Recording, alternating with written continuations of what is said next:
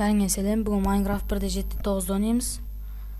Жалғыз анамдық жаңа әлем. Бәрі тезірек болу үшін қоса салайық. Жарайды. Бастаймыз. Қосымша сандық деген ол ішінде барлық заттар болады да, ше. Соңғы сіздерге көрсетем. Аны қосымша сандық. Сыртында факелдер жоқ сияқты. Негізі факелдер болу керек, андай жарық түсіреді. Мына қайла бар екен ішінде. Тақтай бар екен. Ала салайық, керек болады өзімізге. Бүгінгі видеода сіздерге мен үй салуды көрсетем. Келесі видеода барлығын қалай істеу, соларды көрсетем. Мынадан біз тақтай шығара салайық. Тақтай қазір верстаққа керек болады. Верстақтан біз неше түрлі нәрсе, верстақ ең маңызды нәрсе бұл. Балта жасап алсақ. Жоқ, тақтай бар екен, таяқ бар екен. Балтаны осылай жасайды, қарап алыңыздар, мұқият. Мынадан соғамыз әлі, мынадан соғамыз. Осыдан соға салайық, өйткені осы жерде көп екен.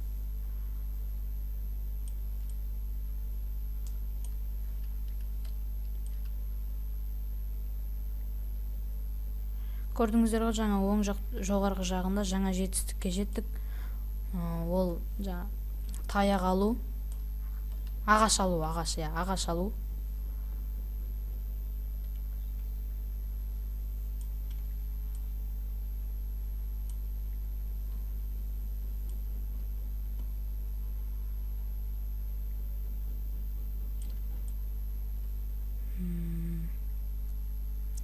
Осы ағаштардан қазір осы ағашты алған соң тақтайға айналдырамыз да, тақтайдан үй соғамыз. Әдемі үй соғайықшы.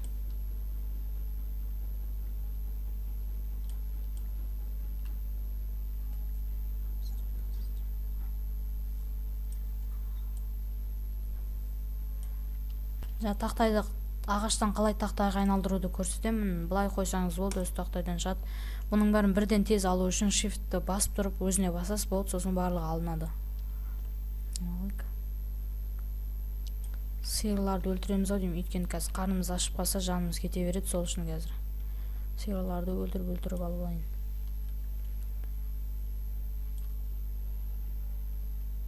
Бұдан терімен ет шығады, теріден кітап жасауға болады, көп нәрсе жасауға болады теріден.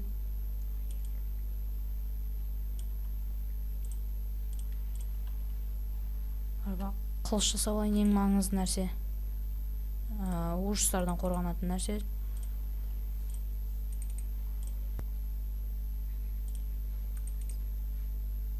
Міне, осылай жасалынады. Мұқият қарап алыңыз. Болды. Өлтірейік.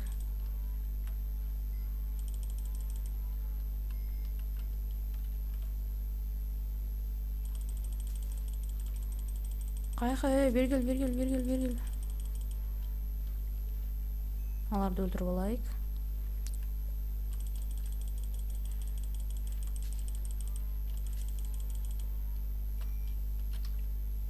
Біреуін өлтірсек, осымен жетеді ау деймін. Болды, осы жетеді. Енді үй салайық.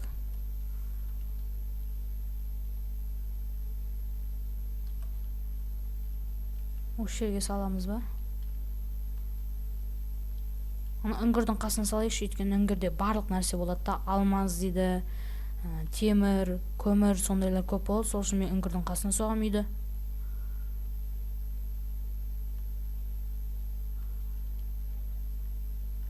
Үңгірде не бар екен? Қазірше кірмей қойын, бірінші үй соғып алайын. Мобтардан қорғану үшін, моб деген ужас дейді орысша айтқанда. Зомби деп атайды, содан қорған алайық. Әдемі жер қай жерде бар екен?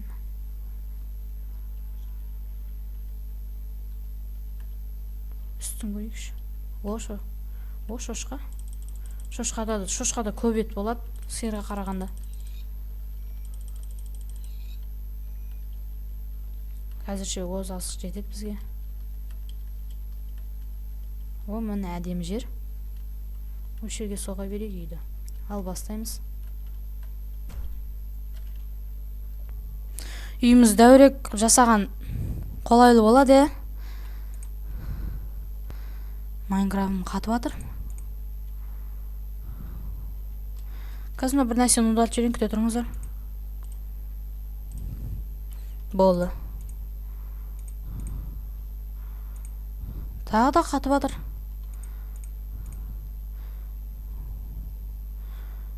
Неғып қатып жатыр?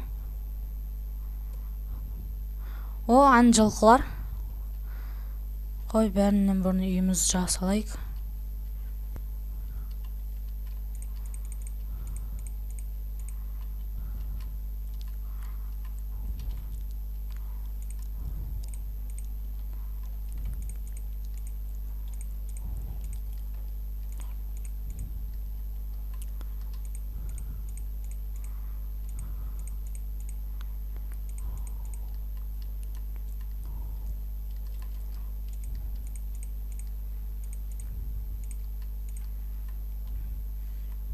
Біздің есігіміз мына жерде болған жақсырақ ау деме.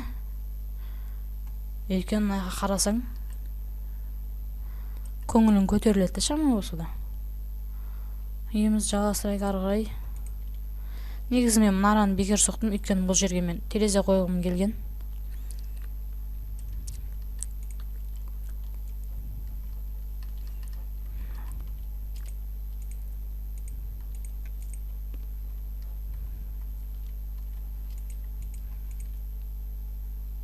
Көп биік болып кетті шамалы. Қысқартайық бұны. Осы жетеді ау дейме.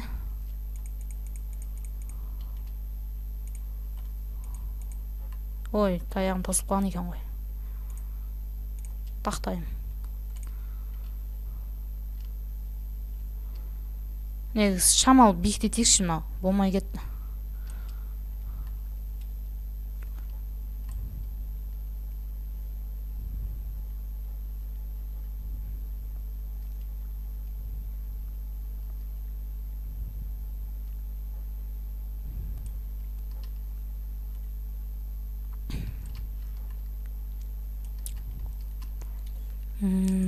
Кеттік.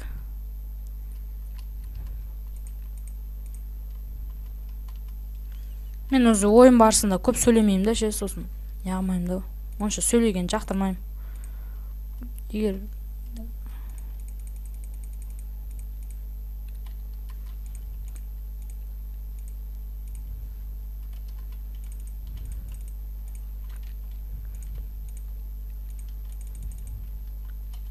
мына жер дұрыс қойылмады. Осыны алып тастайық. Үстін алып тастаймыз ой.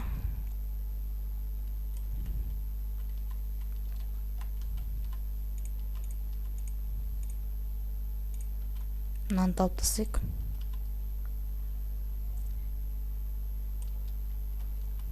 Міне болды. Енді мына жер ортасын бөлейікші. 1, 2, 3, 4. 1, 2, 3, 4. Мына жақ болады. 3, 4, 5, 6. 1, 2, 3. Мына жерден ала берейік. Бұлай тұра берсін. Ал енді терезелерін жасауға көшейік. Терезе жасау үшін бізге құм керек. Құмды алу үшін бізге күрек керек. Күрек түстеу үшін верстак керек. Верстакты қазір жасаймыз. Мұқият қарап отырыңыздар. Верстак деген ең маңызды нәрсе, сол үшін оны қалай жасау екенін біліп алыңыздар. Міне күрек. Көріңіздер, осымен құм аламыз барып. Сосын пеш жасаймыз.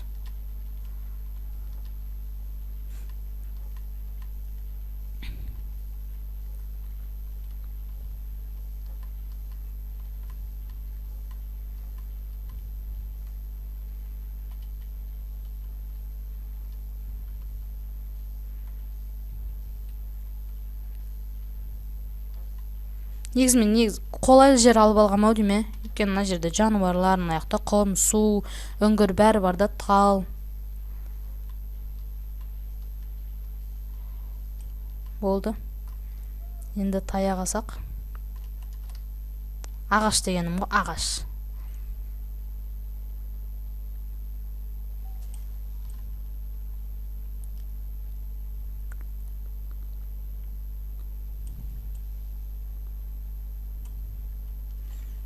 түн батып баратыр, барып тас алып қалайық.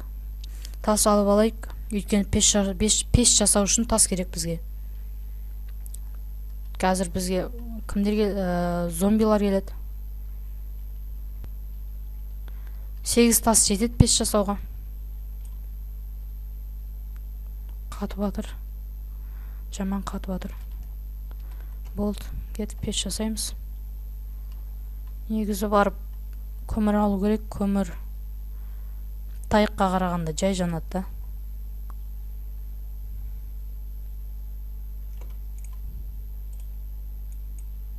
Пеш қалай жасау екен көріп алыңыздар.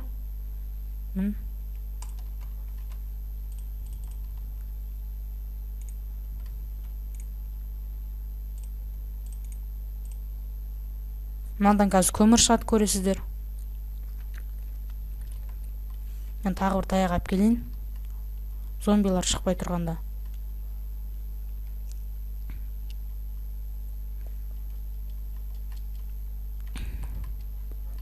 Есік жасап алшы бәрінен бұрын. Есік былай жасалады, қарап алыңыздар.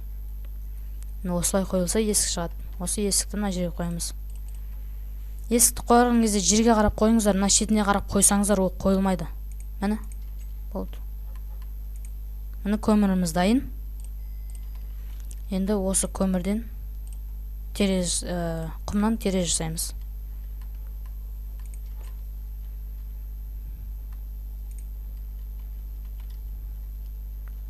Зомбилар келмесе болған екен.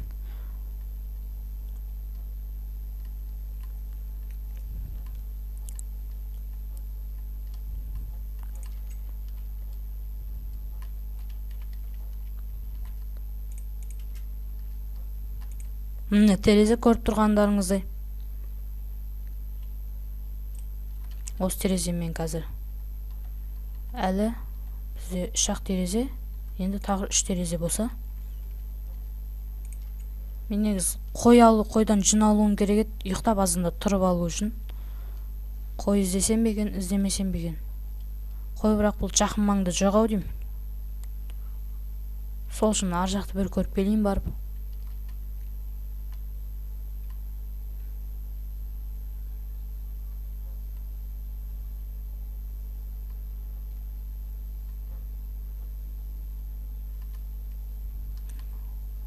Үңгірге кіруге қорқам. Өйткені ол жерде зомбилар болуы мүмкін. Өздеріңіз көріп тұрғандай, мен тауық жұмыртқа тастап кетті. О, міне жақсы болды көмір. Осы көмірді алып алсақ, терезе жасауымызға оңай болады, тезірек болады.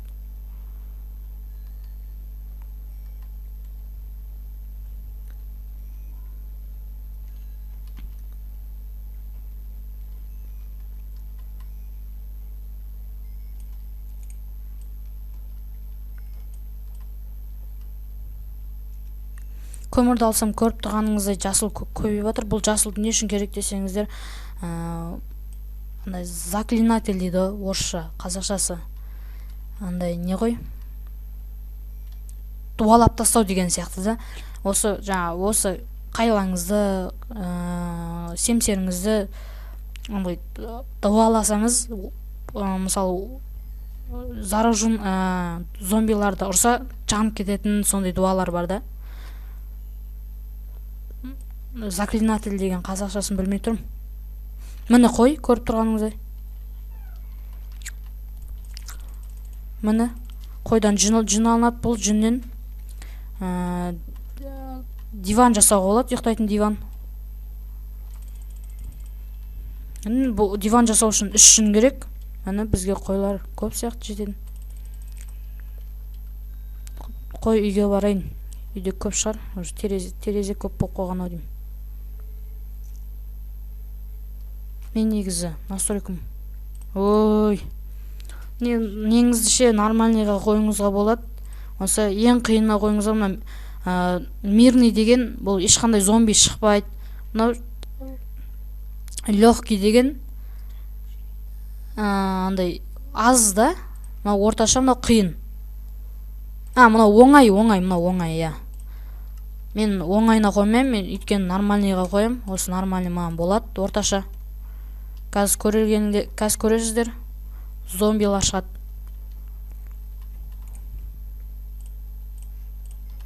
Міне, менде терезе бар. Осы терезені былай да қоюға болады, осылайынан 4-3-тен қоюға да болады, бірақ жалпағынан да қоюға болады. Маған жалпағынан көп ұнайды, мен сол үшін жалпағынан қойсам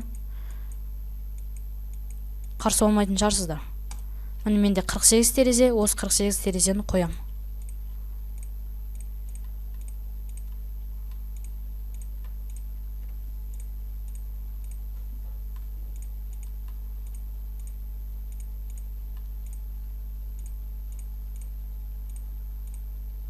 Міне үйіміз әдемі болып келе жатыр.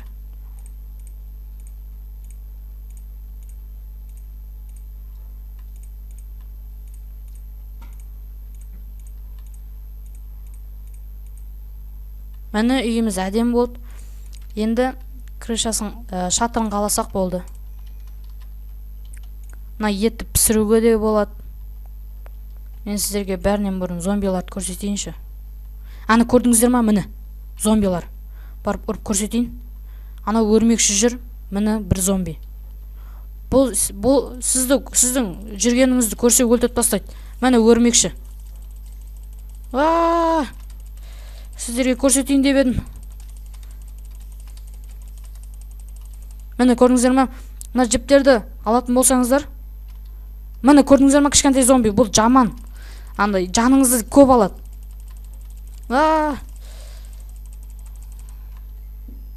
Көрдіңіздер ма? Осындай зомбилар болады. Сосын бір садақшы деген зомби бар. Садақшы зомби бар, ол жаман. Мерген да, тур басың атады. Мәрінен бұрын мен сіздерге факел жасап алайыншы. Міне, садақшы жүр бір жерде. Міне садақшы, көрдіңіздер ма? Міне. Сіздерге атады. Сіздерге қазір қай жеріме тигенін көрсетем. Міне көрдіңіздер ма? Тур басың атады. Тағы атып атыр. Аны. Мен оны қазір өлтірмеймін. Қазір өлтіргім келіп жатқан жоқ. Өйткені мен терезелерді алып, тезірек диван жасап алып, ұйықтасам ба деп тұрмын. Өйткені міне көрдіңіздер ма қайтып жасайтынын? Мұқият қарап алсаңыздар, өздеріңіз айналдырып. Мен тез істеп қойдым қорыққаннан. Мына бетінде шыққан жазуды көрдіңіздер ма? Қасында зомби болса сіздерді ұйықтатпайды. Соны өлтіру керек та, сол үшін. Мен барып өлтірем қазір. Міне. Тур басың атады ол. Міне. Көрдіңіздер ғой қай жеріме тиген. Енді барып ұйықтап алайын тезірек. Сосын азанда шатырымызды жамаймыз. Міне ұйықтадым. Енді тез тұрып кетсем. Қарнымыз ашып баратқан сияқты, сол үшін тамақ жеп алсам. Аларды алайын қазір. Мына жерде біреу батып кеткен ба суға, көріп шығайыншы кім. Мынау бипен гриппер дейді. Бұл қазақша жарылғыш деп атайды ау деймін. Жанына жоласаң мен жарылып кетеді, көрдіңіздер ма? Қазір көрсетем.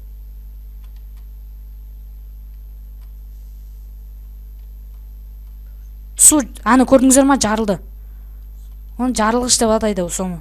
Сондай зомбиді. Суда болғаннан кейін ештер жарылмай кетті, айтпесе суда болмаса ол бәр жерді қопарып жібереді. Негізі тереземізді айнемен қайласақ жақсы болады деймін, өйткені түнгі аспанда ұйықтаған жақсырақ та. Қазір етімді қуырып алайын. Міне етім қуырып жатыр. Мен барып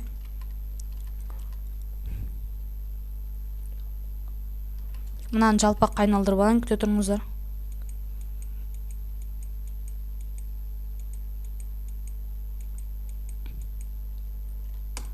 Міне менде 64. Болан қазір бұны қалайын, бірінші таяқ алып келейінші, маған таяқ керек болып жатыр қатты. Менде балта бар екен, жаны азақ. Сол үшін басынан жасап алайын.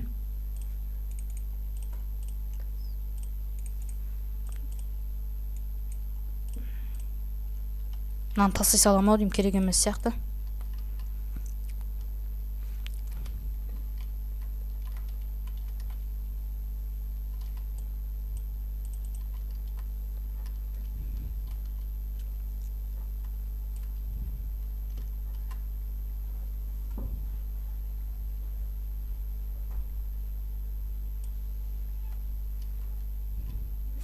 Сіздер мұқият қарасаңыздар, судың астында ше көп үңгірлер болады да, ол үңгірлердің ішінде алмаздар болады.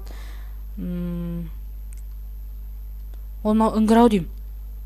Ол міне үңгір. Жоқ, үңгір емес екен. Үңгір емес екен. Ол міне үңгір. Көрдіңіздер ма? Осы үңгірдің ішінде көптеген нәрселер болады. Мен бірінші барып фонарик, факел дейді ғой орысша.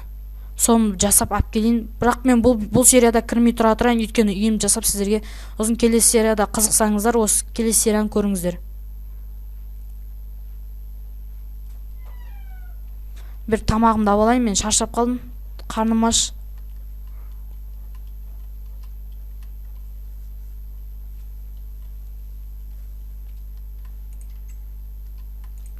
Міне көрдіңіздер ма?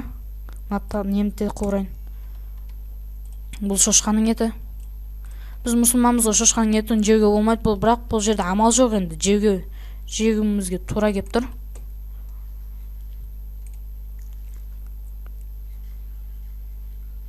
Көрдіңіздер ма? Жаным көбейіп жатыр. Егер мына ет көбейсе, жанымыз да көбейеді. Қазір қарап отырыңыздар. Көрдіңіздер ма? Көбейді. Жарты болып тұреді, көбейді. Жарты қайттан көбейді.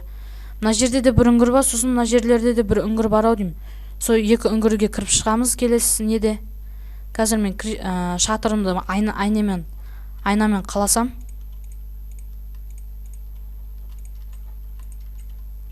Әйнекпен қалап тастайын тезірек. Үйіп келесі серияны сіздерге көрсетейін.